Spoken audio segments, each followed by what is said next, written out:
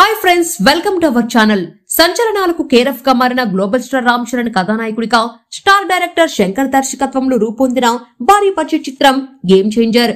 ఈ సినిమాను శ్రీమతి అనిత సమర్పణలో శ్రీ వెంకటేశ్వర క్రియేషన్స్, జే studios, Dil Raju production banners పై దిల్ రాజు, శిరీష్ అన్కాంప్రమైజ్డ్ గా నిర్మించారు. తెలుగు, తమిళ, హిందీ భాషల్లో ఈ మూవీ జనవరి 10వ తేదీన ప్రపంచవ్యాప్తంగా రిలీజ్ అవుతుంది. ఈ క్రమంలో ముఖ్య పాత్రను పోషించిన శ్రీకాంత్ మీడియాతో చిత్ర విశేషాలను పంచుకున్నారు. ఆయన చెప్పిన సంగతులు ఇవే. గేమ్ చేంజర్ లో మీ పాత్ర ఎలా ఉండబోతుంది అన్న ప్రశ్నకు శ్రీకాంత్ సమాధానమిస్తూ, శంకర్ గారితో పనిచేయాలని ప్రతి ఒక్క ఆర్టిస్టుకు ఉంటుంది. గేమ్ చేంజర్ కథ ఆయన ఫస్ట్ హాఫ్ చెప్పినప్పుడు ఈ పాత్రను నాకు ఎందుకు చెబుతున్నారా అని అనుకున్నాను. సెకండ్ హాఫ్ చెప్పిన తర్వాత ఈ పాత్రను ఖచ్చితంగా నేనే చెయ్యాలి అని అనుకున్నాను.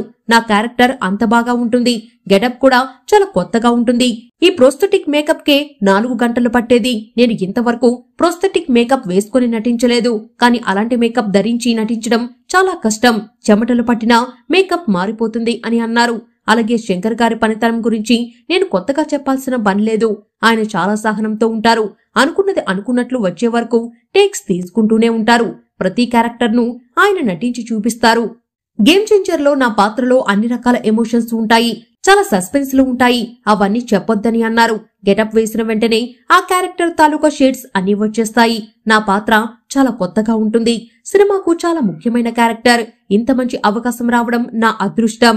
గోవిందుడు అందరు వాడేలే చిత్రం టైంలో రామ్ చరణ్ చాలా యంగ్. ఇప్పుడు చాలా ఎదిగాడు. గ్లోబల్ స్థాయికి ఎదిగాడు. అప్పన్న పాత్రను రామ్ చరణ్ పోషించిన తీరు చూస్తే అంతా షాక్ అవుతారు. చాలా కొత్తగా అనిపిస్తాడు. రామ్ చరణ్ నన్ను ఎప్పుడూ అన్నా అని ఆప్యాయంగానే పిలుస్తాడు. ప్రస్తుతం ఎలివేషన్స్ తో పాటు కథను చెప్తే బాగా ఆదరిస్తున్నారు. కొన్ని చిత్రాలు ఎలివేషన్స్ తోనే ఆడుతున్నాయి. ఈ చిత్రంలో కథతో పాటు ఎలివేషన్స్ ఉంటాయి. ఈ మధ్య శంకర్ గారు తీసిన చిత్రాలు మిస్ఫైర్ అయి ఉండొచ్చు.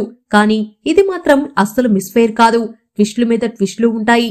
శంకర్ గారి ప్రతి సినిమాలో ఉండేలానే ఇందులోనూ సామాజిక సందేశం ఉంటుంది. కార్తిక్ సుబ్బరాజు గారు మంచి రచయిత.